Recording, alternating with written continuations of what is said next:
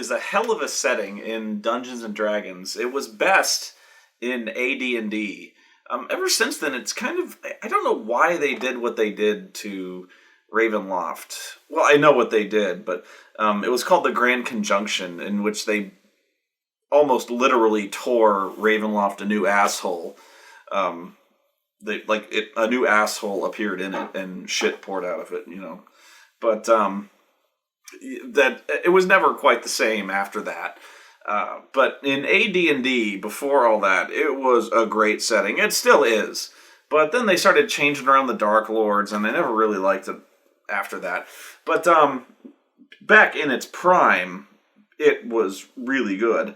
And I learned a lot from that setting from back when I played. It's how I learned a lot of really good lessons. It's not... I want to say it's not a very good game for long-term campaigns. Although, when I say that, I played a moderate-term campaign. Campaigns don't tend to last very long in Ravenloft.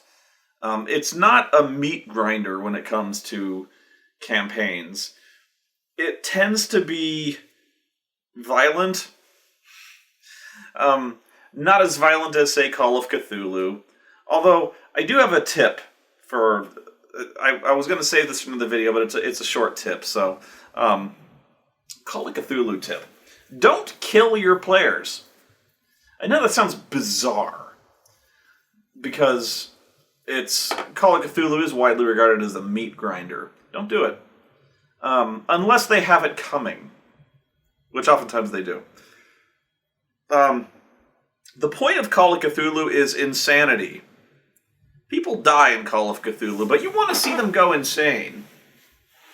Now, someone has to die, because gore is a big part of it. You know, seeing someone mutated into horrible alien mutant spawn is better. So, seeing somebody torn apart is horrible. Okay, you can do that. Mutated into a horrible gibbering alien spawn, that's way better. They're still effectively dead in terms of role-playing, but that's way better. But the whole point of Call of Cthulhu is turning them slowly insane over the course of a longer campaign. That's much more satisfying. So, avoid killing them if you can. Now, if they're just outright feeding themselves to the monster, well, you have no choice. But anyway, in terms of Ravenloft, the character lifespans tend to be a little bit shorter. Retirement tends to creep on them a little faster. But this is a game I had with my older brother. He was getting me into D&D. So I'm gaming with some of his friends, some of my friends. We kind of formed a group.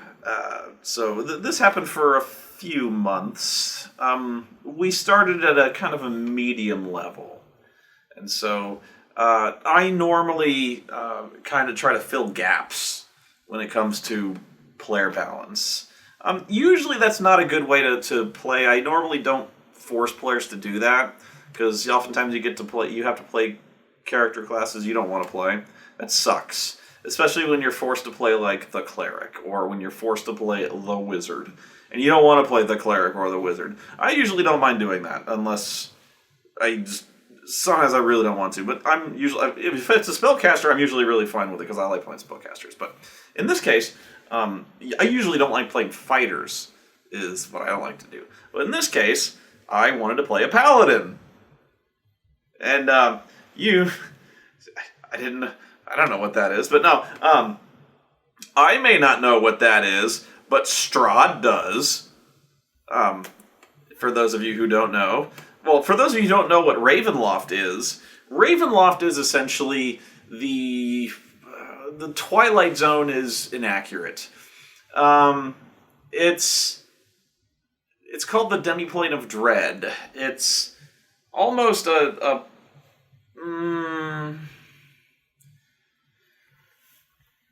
it's like hell, but it's not hell for you. It's a group of connected dark realms that are each one is ruled over by what's called a Dark Lord. So, one in particular, the most well-known, is called Barovia, who is ruled over by a vampire named Strahd von Zarovich. This realm is essentially constructed specifically for him, specifically to torment him, because his entire tale, which is told in a novel called I, Strahd, his tale is one of tragic romance, in which he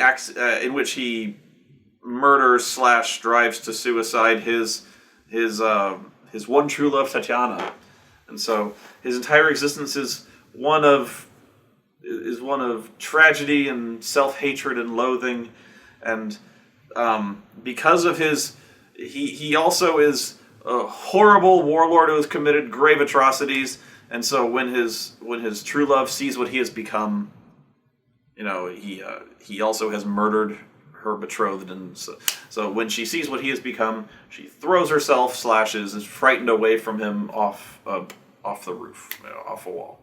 So, because of his evil deeds, he basically creates this hell around himself, and the dark powers of Ravenloft perpetually basically reincarnate Tatiana, and just when she is within reach, she dies again. And usually, sometimes it's his fault, sometimes it's not, but just when happiness is within his grasp, she dies once again.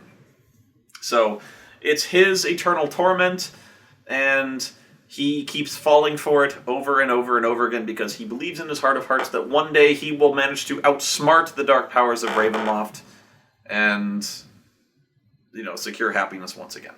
So that's what I mean is, it's some kind of dark realm, Ravenloft is, it's grim, it's evil, it's basically a world that is governed by evil. I call it grimdark. It's a very dark, evil place that's essentially ruled over by very sadistic, tormenting power. So it's almost like I want to say it's like the Twilight Zone. It's like a dark realm. If the only gods that were listening were essentially ones that like to toy with you, kind of like that. Not making any sense, but it's very dark, very gothic, very gothic. Very Edgar Allan Poe, actually, in actually almost literally Edgar Allan Poe, because they released kind of a more modern version of it called Mask of the Red Death, which is Poe. It's almost a kind of parallel to Call of Cthulhu, really. Kind of Cthulhu with Gaslight, which it's kind of like the Gaslight take on Ravenloft, where it's like the dark powers of Ravenloft translated to the more modern times, kind of the times of Edgar Allan Poe. Not quite the same, but it wasn't very good, honestly, because it introduced guns, and guns were always kind of an imperfect prospect in AD&D. Anyway, so whatever a paladin is, Strahd von Zarovich knows what it is. And the catch with playing a paladin is that when you're a paladin in Ravenloft, because Ravenloft is essentially a domain of evil, and they are ruled over by, the domains are ruled over by dark powers, and they are ruled by dark lords.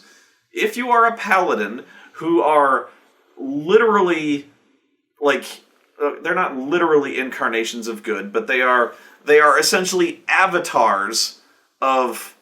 They are the walking proxies of gods of good alignments. So they are the weapons of. They are the weapons of good. They are the swords of goodness and righteousness on earth. There is no one more holy or righteous on the earth than paladins, okay? So, when one of them is walking around on Ravenloft, it is like holding a blowtorch in a dark room. It is. So, when a paladin is walking around on Ravenloft, Strahd von Zarovich knows. A Dark Lord not only knows, he knows exactly where he is. He or she. He knows exactly where he or she is. And it says that in the books. Like, he just knows. He can, like, close. Oh, he's over there. He can point on a map and be like, I know where the paladin is. He's over there. I'm going to find out what a paladin is. And he goes over there and he finds out. So, like, you know, I'm reading this and I know what's going on. I know what I'm saying here. And the players are like, well, now, that's not to say it's a death sentence. Okay? Because here's the thing. The Dark Lords are untouchable. Okay? You know, so, and the Dark Lords know this. They're not scared of you. Okay? They're not scared of the level 5 paladin. They don't sweat my ass. They don't think, even if they think that I'm likely to go kicking down the portcullis of Castle Ravenloft and go stomping up to his throne room and calling his ass out. They really don't. Like, they're not sweating the Spoony paladin coming over and sticking a sword in his heart. And even if I did, even if for some miracle I fucking critted the motherfucker and put my sword in his heart, it ain't gonna help. You can't kill them. In fact, the Ravenloft guys are one of, like, the only examples of guys that you basically cannot kill. They almost have immunity from being killed. Those are one of the few guys where DMs can just be like, yeah, even if you kill them, you can't kill them. They'll just come back. Because you can, like, even if I physically demolished Strahd von Zarovich, like, if I just paladin the shit out of him, he'll be back. Because the dark powers of Ravenloft will not let them die. They'll, like, the dark powers will just be like, good job, he's back. It may take him a while, but, like, they'll wait till you go away and just be like, oh, Strahd's back. He's pissed, you know. Because the Dark Lords are the dark powers' playthings. They're not going to let you, or instead of letting you kill them, they'll stop you somehow. And it could be anything from, it could be indirect, it could be direct, that you won't win. You know, so these Dark Lords don't sweat you. So that's actually one of your greatest strengths. You know, that's actually what's working for you, is the fact that they're untouchable. Because even though the Dark Lord knows exactly where you are at any given time, it's almost like he don't care. You know, he's like, oh, good, a paladin. Cool. Now, if you're actively interfering in what he's doing, then he cares, and he'll fucking kill you. But, you know, it's like, he don't care. And so, this is where I started really getting impressed with the DM, was the fact that the party was kind of like, I don't know, I don't really like Strahd knowing exactly where we are. And so, but I was like, I want to play. You guys need a healer, and you kind of need a secondary healer, and this is tough shit. So, like, I'm playing. So, like, okay. So, and besides, like, you need a guy who can kick some ass for the Lord, and like it or not, I'm going to be one. What they were really afraid of is I was going to be a lawful good prick. And I am not the guy who plays a paladin like a lawful good prick. So, and none of them were evil. They were really afraid of me and me fighting with my older brother. Because my older brother is a necromancer in this game. And he called himself Vem the Digger. And so, my brother also impressed me in that a lot of them did not, but he played a chaotic good necromancer. And a lot of people, at the time anyway, did not believe that was possible. Because necromancers, by their very nature, deal in black magic. Like, as black as it gets. They deal with shit where they're raising the dead. And they're casting shit where they have to, like, harvest shit from dead bodies. That's evil shit. So, you know, I'm like, really? I don't know how that's possible. And Doug is his name. He's like, it's okay. Like, it's possible. I'm like, okay. And like, even I'm going like, my paladin is probably not going to be okay with what you're doing here. And he's like, it's okay. Just trust me. I'm like, okay. So, my guy meets them, and like, how you doing? And my guy, I know how this is way before Game of Thrones. I go, my name is Sir Stark, and as blah blah. And he goes, hello, I'm Vem the Digger. Do you need any grave digging done? And I go, no. So, but that was his thing, is he would go around, he was carrying a shovel, and he'd always have a shovel over his shoulder. And that was how he did his thing, was he'd charge 5 coppers to dig a grave. And so he would, if anyone needed to bring out their dead, he'd go do his thing, and he would discreetly harvest parts from whatever he needed to do his necromancy thing. His deal was, the reason he was chaotic good was that he was an undead slayer. So he used his magics to better understand the undead and use that knowledge to better slay them or use them against each other. So it was a tenuous justification, but it was a justification. And so that's the thing, that's one of the things with Ravenloft, is that you're walking the edge a lot. There actually is kind of like dark side points. There's like, in Star Wars, there's light side and dark side. There actually are more than any other D&D setting. There are alignment enforcements. Whenever you commit an overtly evil act, you get strikes against you. So you have to make what's called a dark powers check. So you have to make a morality check basically anytime you commit a really grave act. If you fail that check, the dark powers of Ravenloft take notice, and they reward you for doing this. They like when you do bad things, so they give you a reward, and those rewards are there's a random table, but the DM can do whatever he likes if he wants to give you something. So these rewards can be anything from like giving you like demonic eyes, like glowing red eyes, which give you infravision, or let you cast the fear spell from your eyes, give you really intimidating eyes. The secondary ones may even be like you grow wings, like you grow demonic wings. So as you commit these evil acts, you get powers. So you can actually see benefits from committing these evil acts. Do you see where I'm going with this? So this necromancer, more than any of the other characters, he's walking the line. Because he's dabbling in some black arts here.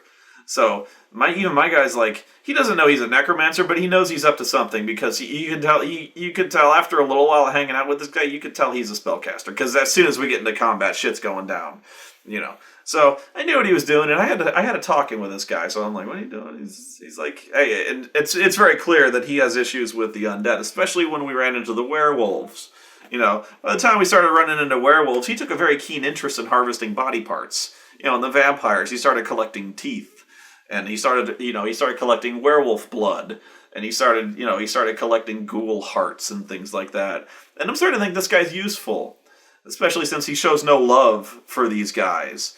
He's got these little glass jars, and he's keeping shit, and I'm like, okay, just stay away from me with that ghoul shit and the werewolf blood. Yeah, just staying over there. I'll kill him for you. You can take whatever you want. Just keep it away from me. Killing him's fine. So, but yeah, he's walking the line. None of us are really making dark powers checks, so I'm okay. So, we actually are playing for quite a while, and eventually Strahd comes down, and he just walks right up to our camp. Not walk so much as appears, and don't really have to ask how he found us, because I might as well just be like firing flares into the air, because he goes, Sir Stark, pleased to make your acquaintance finally, and I don't have to ask how he knows my name. So I'm like, I kind of reach for my sword, and I'm like, there's no fucking point. and in fact, he kind of like I'm about to say, like, I roll out, and even the DM is like, even in character, he's like, in Strahd's voice, he goes, I can see you, you can tell there's no point, can you? And it's like, you're very smart. So, he goes, I have a proposition for you. And my guy is like, you have a I have nothing to say to you, black-hearted vampire, be gone from my sight. I'm doing my whole paladin shit. I'm like, I may not be able to harm you yet, but one day, Strahd, I will find a way. That's, So, and he's like, spare me your idle threats. He says, believe it or not, I consider myself the protector of this realm. Yeah, and so I'm like, ha! Surely you jest. He's like, these people live in peace, do they not? He's like, these villages, have they come under harm? Have I come down as, on dragons? Have I come down as some great winged bat and pulled people from their beds? These people are perfectly safe under my rule. I ask nothing but the occasional tribute and taxes, and in return, I keep them safe, and and I'm like, This is also, believe it or not, Strahd keeps the place orderly. As orderly as possible. He's an evil dude, as they say, the trains run on time. He's an evil guy. He's an evil motherfucker. And he does eat people. But, by and large, he does protect his own, if that makes sense. He did, acts of chaos do not serve his purposes. Having people tear his, having monsters tear his people apart doesn't help him. He collects taxes. Having chaos and monsters and shit going down, having his people torn to pieces, that's not what he wants. And so he's explaining this to me, and he's like, well, so as I'm getting to my point before you interrupted me, we have a problem. And he says, that problem I mentioned is there is a particularly nasty group of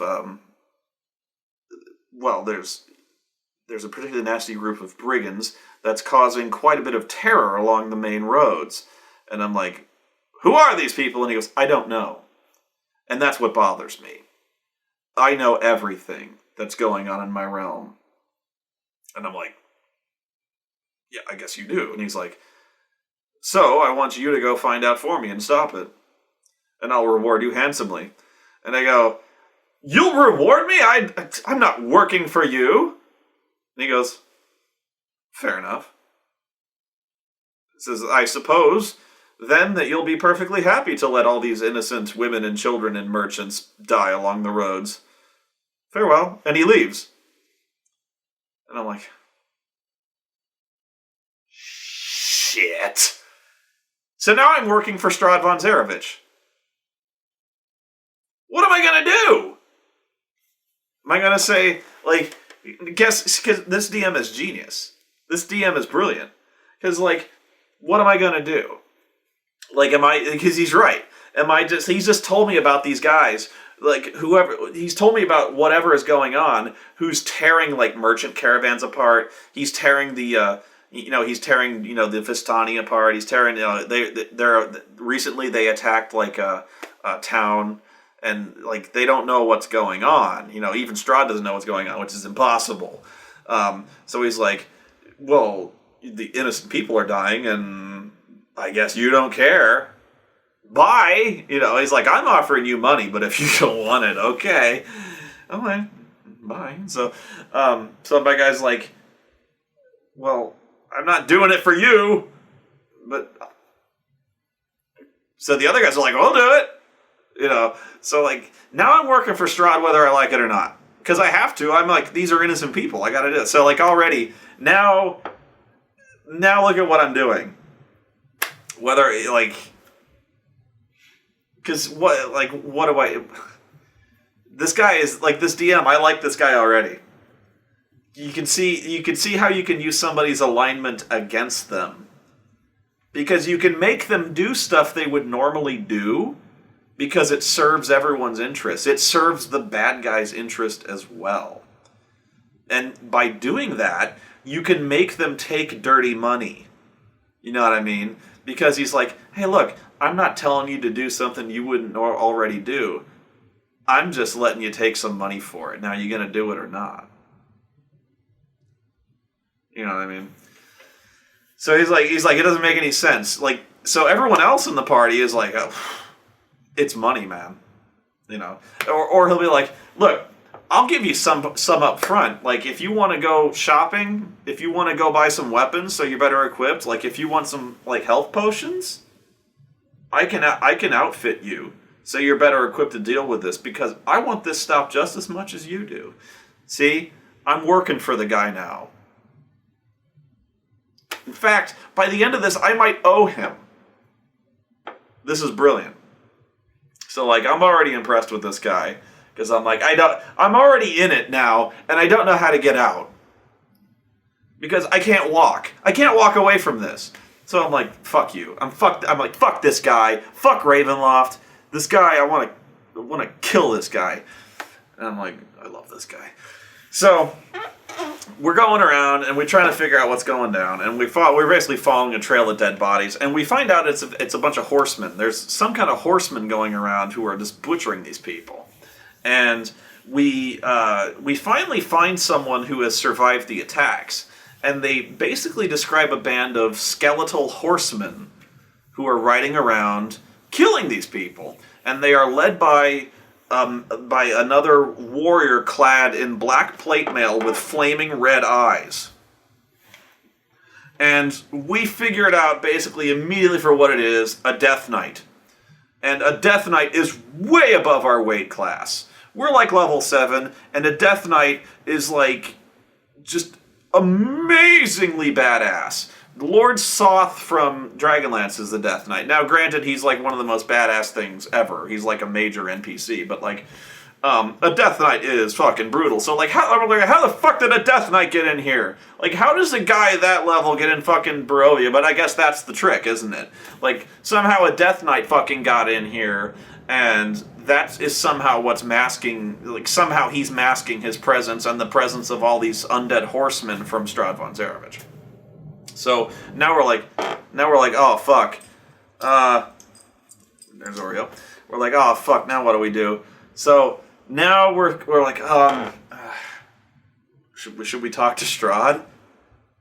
And I'm like, no, we shouldn't. Oh fuck, you're talking to Strahd. What are you doing? So they're talking to Strahd. So they're like, oh, you think it's a Death Knight? Oh, I know that guy. Yeah, we had problems with him once. So yeah, he doesn't give them anything, but he's like, yeah, he starts giving us backstory on this guy, and he's like, you can't kill him, but you can bind him. You know, there are ways you can magically bind him, and what you can do is you can, sorry, that's the garage door. Miles is home.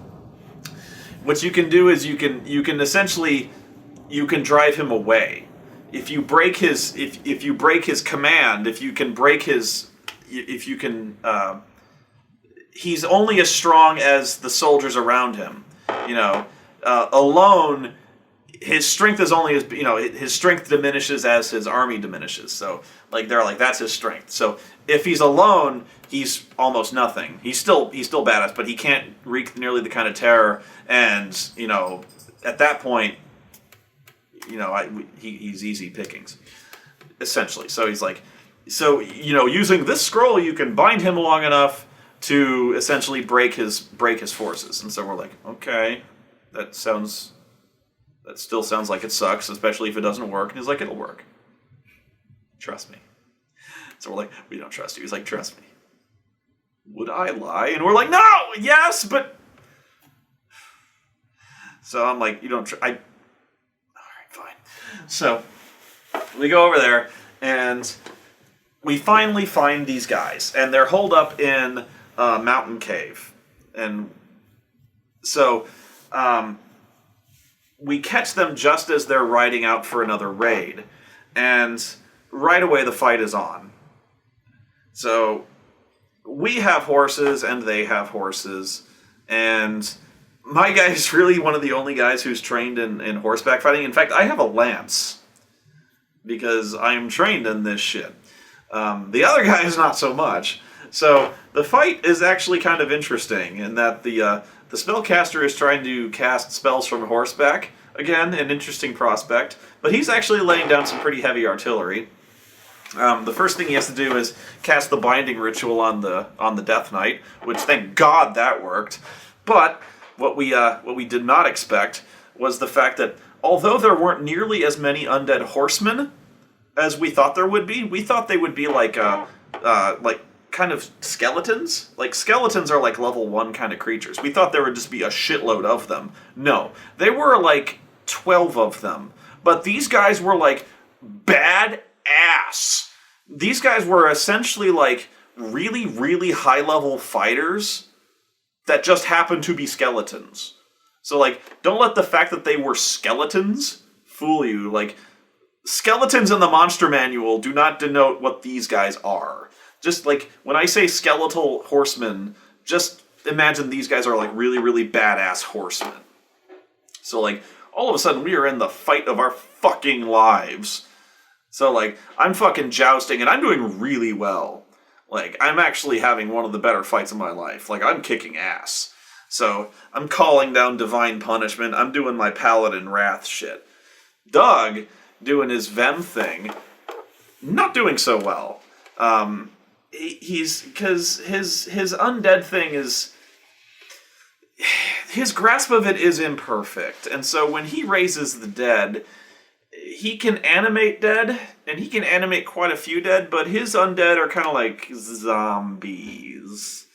You know, he can raise... He actually could raise some fairly sizable zombies. Like he can raise the dead of, like, ogres and things like that. So he can raise some big ones, but these guys are horsemen, and so, like, they can just kind of ride down anything. So he's not of much use, really. His biggest spell was, I think it's a level 1 spell called, I think, like, Chill Touch, which can repel the undead. So, like, it's honestly, like, almost like a... It's like a burning hands type thing, but it's like he basically points his finger and it's like a really cold finger, and the undead go ooh, and they have to run away from him.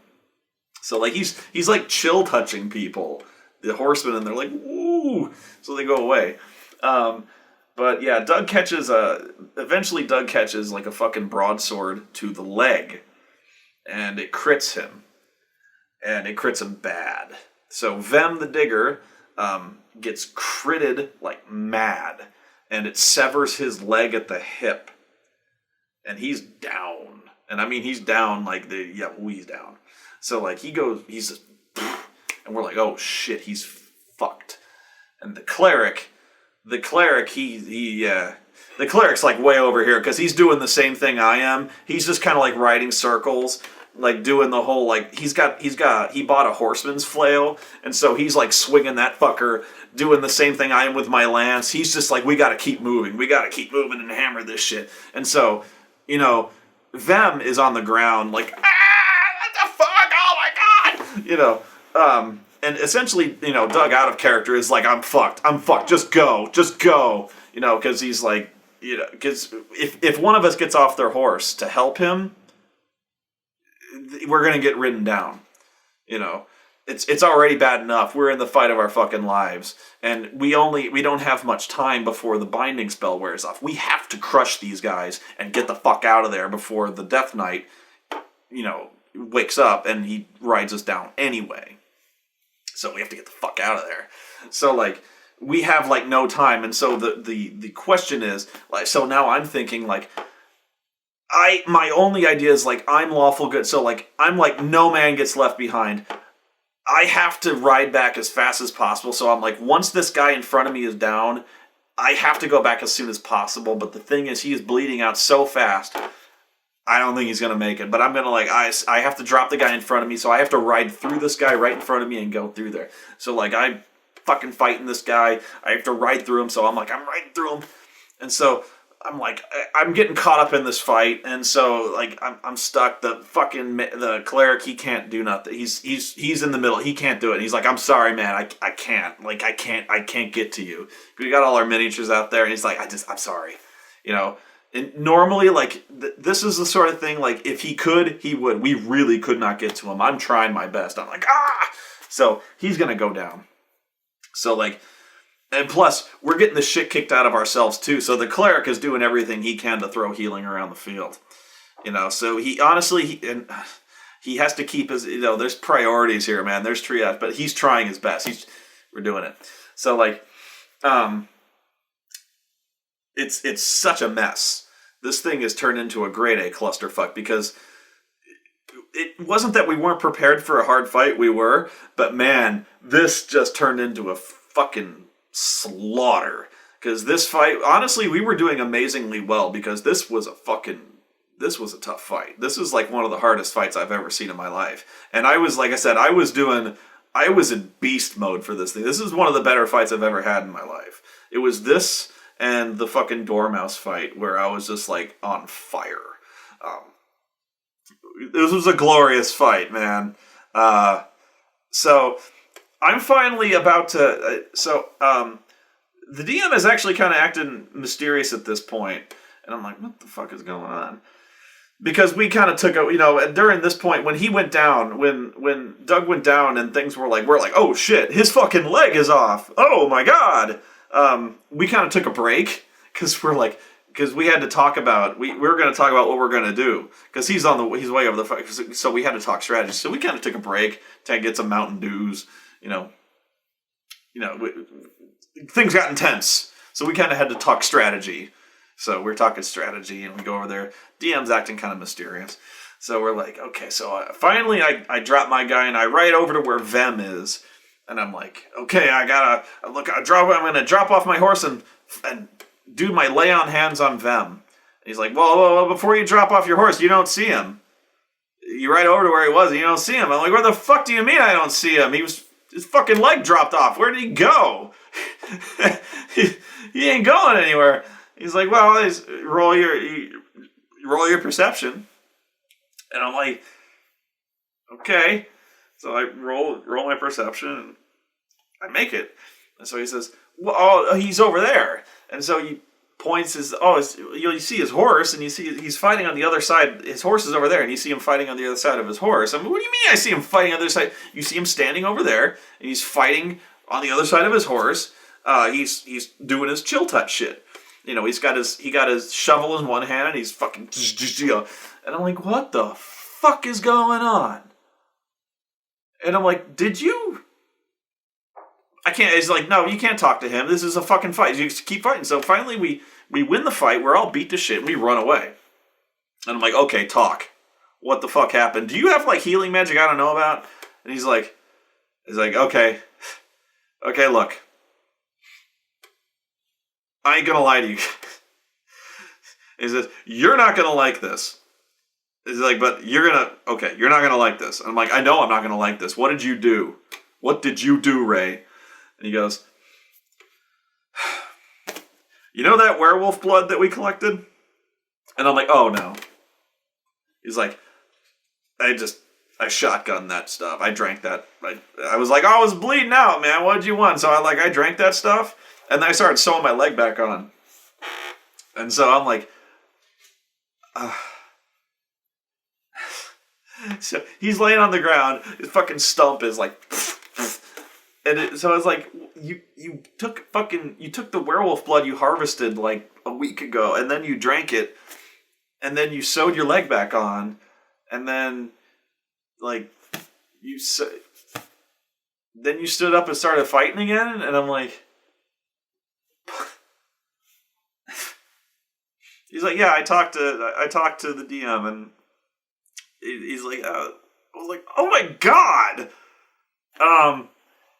So okay. Side note, that would so not work. But when you're a DM, that was brilliant. When you're a DM, you let shit like that go sometimes. I don't know how it works in D&D, like lycanthropy, when it comes to like how fast it takes to set in, how the regeneration works, what the rate is, how fast it works, blah, blah, blah, blah. But that was kind of like the fact that, in the span of like the 10 minutes it took to, for us to get up, take a break, the fact that he was like, I'm going to try to save myself and live, this is the only chance I have. The fact that because in D&D at least, werewolves regenerate. They get regenerating hit points. So he's like, this is maybe the only thing that can at least stabilize me. And so, like, I'm gonna do what I can to try it. So, like, he fucking drinks the shit. He fucking puts his leg back on his stump and he tries to, like, sew it back on. And so, like, sure enough, it works. So, like, I don't know technically whether or not in the rules it would have worked, or at least worked that fast. But the thing is, the DM is like, you know what? In Ravenloft, and that's the thing, like, in Ravenloft, it works. Because in Ravenloft, for dramatic purposes, a lot of shit will work. Because it's Ravenloft. And, like, the Dark Powers, that's the thing, is if it amuses the Dark Powers, it'll work. You know what I mean? More than any other place, really. The Dark Powers have a sense of humor. Especially if it turns out bad. You know? So they're like, oh yeah, this guy just drank werewolf blood to save his own ass? Yeah, it works. Does it make sense? No. Well, I mean, is it physically possible? Like, the technical, physical sense, we're talking about D&D. We're talking about werewolves here. Like, even the Dark Powers are like, this is Ravenloft. Yeah, it works. Of course it does. You know. So the DM is like, yeah, of course it works. And I'm like, oh my god. So, I'm like, Vem is like, he's looking at me, he's like, I knew you wouldn't like it. I'm like, no, I don't like it. So he's like, look, this is manageable. And I'm like, so he's like, no, look, this week, I've researched this. And so they kind of came up with a plan, as the moons go. And long story short, it didn't work. Eventually we had to put him down, but we tried.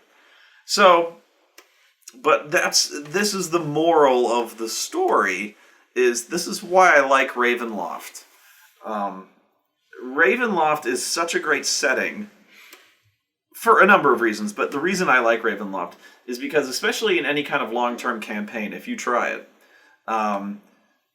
it's you either die a hero or you live long enough to see yourself become the villain.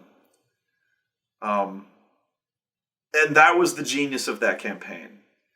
We were all going to end up like that. In some of us in that fight with the horsemen died. I think a couple of us died. It was either one or two of us died. And Vem, essentially in that one act, became a monster. He lived long enough to see himself become the villain eventually. My character, like it or not, became tainted when he started working for Strahd von Zarovich. He wasn't working for him, but he was essentially doing what he said. Because as the campaign went on, Strahd was giving him essentially handing out work. Stuff that was helping people. Helping innocent people. It made sense. It fell in line with what he would have normally done anyway. He's like, these people are getting torn apart by monsters. Go stop the monsters. I'm like, well, okay. Why wouldn't I? But I'll tell you why wouldn't I, is because Strahd von Zarovich said so. But now I'm like, if I don't, then people get torn apart by monsters. So like it or not now, that's the thing, is my honor is being tainted whether I like it or not. And so the question is, like, I'm being rewarded now for this guy. See, that's the thing, is, you see where this is going. I'm on this downward slide. So at some point, I become this guy's apprentice. I become Darth Spoony. You know what I mean? So I loved this DM. Because you could see where this would have gone had the campaign lasted much longer. You know what I mean? This was great. So I really liked this guy. He was really, really good. And it really showed what Ravenloft was capable of. Very cool guy. I learned a lot I learned a lot from playing with this guy, especially when it came to how to manipulate players and how to manipulate alignments, how to manipulate paladins, really. Especially to when it comes to everyone has to do what they believe is right, and oftentimes you can use that against them because doing what they think, the road to hell is paved with good intentions, and even you can help the bad guy out by doing the right thing. There's nothing wrong with killing monsters, but sometimes the bad guy benefits from that. So yeah, had it gone much longer, I'm essentially becoming Strahd's right-hand man. In fact, I was becoming rapidly his most valuable. I essentially stopped the biggest threat to his regime in the realm, or at least I was part of it. So he was ever so grateful to me. So he's like, "Hey, anything you want, just name it." He's like, I cannot express my gratitude to you, Sir Stark. And I'm like, I didn't do it for you. And he's like, "Nevertheless, if you need anything, just name it." And sure enough, there came a time when I needed something, and I had to call in the favor. You know what I mean? And so then he had my nuts. And that was by design. The DM had, I had no choice. And of course, the DM wrote an adventure. He wrote an adventure where I had no choice but to call it in. So, because I needed, some holy artifact or something to save something. And so, Strahd, of course, would be the only guy who fucking knows where it is. So I had to call him the favor and ask him where it is. He's like, "Oh, of course it's over there, in this other dark realm. You need help getting there?" And I'm like, "Yes." So that's how it goes. So that's the moral of the story. That's Ravenloft, and that at least is how. There's a lot of ways to play Ravenloft, but that at least is how the tone of the story goes, and that at least is how, to me, the Dark Power should operate. Is it always... And that's how to break the rules. That's how a DM should break the rules sometimes. Is when it's dramatically appropriate. And Ravenloft is one of those places where dramatically appropriate works more than any other place. Because that's... basically, the Dark Powers kind of is a sadistic author. More than anything, there's the Dark Powers are basically just like a sadistic author holding puppet strings. He's just more actively involved. It's almost like in that Looney Tunes cartoon where that guy with the painter's brush is fucking with Daffy Duck. It's a little less involved than that, but it's almost like that kind of sick sense of humor with some involvement. Anyway, but yeah, that's Ravenloft. That's one of my favorite. It's one of the only long-term campaigns I ever played in Ravenloft. Everything else has been kind of a one-shot. Most people play one-shots in Ravenloft. But yeah, campaigns are rare, but that's one of the few times that's the best. That was a great campaign. And one of the few times I've ever seen it pulled off successfully. Great one. Anyway, if you ever feel compelled to do Ravenloft, that's a good start, and I don't mind if you use it. So it wasn't my campaign to use. So, but yeah, use that against anyone who's a good guy. I like that trick. It's a good secret weapon. Is before you know it, they're working for the bad guy, and before you know it, you've got an apprentice. Bye.